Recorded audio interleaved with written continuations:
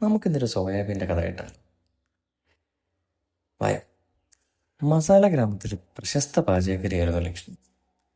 ഒരു ദിവസം ഉണർന്നപ്പോൾ ഗ്രാമത്തിലെ എല്ലാ സുഗന്ധവ്യഞ്ജനങ്ങളും അപ്രത്യക്ഷമായിരിക്കുന്നത് അവൾ കണ്ടു. അന്ന് രാത്രി അത്ഭുതം എന്ന് പറയട്ടെ, അവൾക്ക് സോയാദേവിയുടെ ദർശനം ഉണ്ടായി. നിന്റെ മസാലകൾ സുഗന്ധപർവ്വത്തിൽ തടവിലാണെന്ന് ദേവി അവളോടായി പറഞ്ഞു.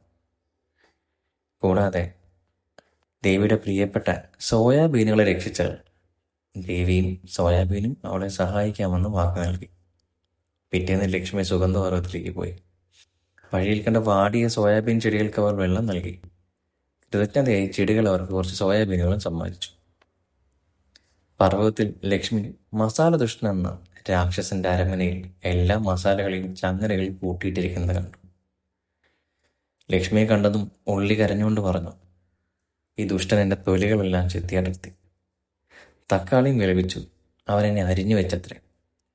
പച്ചമുളകും പ്രതിഷേധം അറിയിച്ചു, എൻ്റെ കുരുക്കൾ നീക്കി.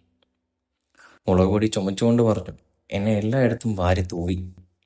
ഇഞ്ചിയും വെളുത്തുള്ളിയും കരഞ്ഞു, ഞങ്ങളെ പേസ്റ്റാക്കി. കറിവേപ്പില വിറച്ചുകൊണ്ട് പറഞ്ഞു, എന്നെ ചൂടെണ്ണയിലിട്ടു. മല്ലിപ്പൊടിയും മഞ്ഞൾപ്പൊടിയും ഗരം മസാലയും എന്നോ പേടിച്ചിട്ട് പറഞ്ഞു, ഞങ്ങളീ മിക്സ് ചെയ്തു. ലക്ഷ്മി സോയാബീനുകൾ മസാല ദുഷ്ടന്റെ നേരെ എറിഞ്ഞു. അവ അവൻ്റെ മന്ത്രശക്തി തകർത്തു. എല്ലാ മസാലകളും മോചിതരായി. നന്ദിയോടെ എല്ലാ മസാലകളും ലക്ഷ്മിയുടെ അടുക്കളയിലേക്ക് തിരികെ വന്നു. അവിടെ ലക്ഷ്മി അവരെ ഉപയോഗിച്ചൊരു സ്വാദിഷ്ടമായ സോയാബീൻ കറി ഉണ്ടാക്കി. ആദ്യം അവർ എണ്ണയിൽ കറിവേപ്പില വഴറ്റി, പിന്നെ അരിഞ്ഞ ഉള്ളി സ്വർണ്ണ നിറമാകുന്നവരെ വഴറ്റി.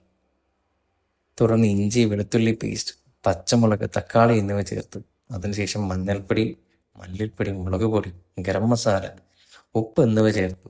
അവസാനമായി കുതിർന്ന സോയാബീൻ ചേർത്ത് എല്ലാം നന്നായി യോജിപ്പിച്ചു. വിരുന്നിന്റെ സുഗന്ധം ഗ്രാമമെന്നും പരന്നു. എല്ലാവരും ഓടിയെത്തി. രുചിച്ചു നോക്കിയപ്പോൾ അത്ഭുതപ്പെട്ടു. ഇത്രയും രുചികരമായ ഒരു കറി ഞങ്ങൾ കഴിച്ചിട്ടില്ല. അവർ എല്ലാവരും ലക്ഷ്മിയെ പ്രശംസിച്ചു. ലക്ഷ്മി പുഞ്ചിരിച്ചു. രഹസ്യം എല്ലാ ചേരുവകളെയും സ്നേഹിക്കുകയും ബഹുമാനിക്കുകയും ചെയ്യുക എന്നാണ്. പ്രത്യേകിച്ച് സോയാബീനുകളെ. അവരാണ് എല്ലാ മസാലകളെയും രക്ഷിച്ചത്. ഇതോടെ നമ്മൾ കഥ തീർന്നതാണ് സുഹൃത്തുക്കളെ. നന്ദി, നമസ്കാരം.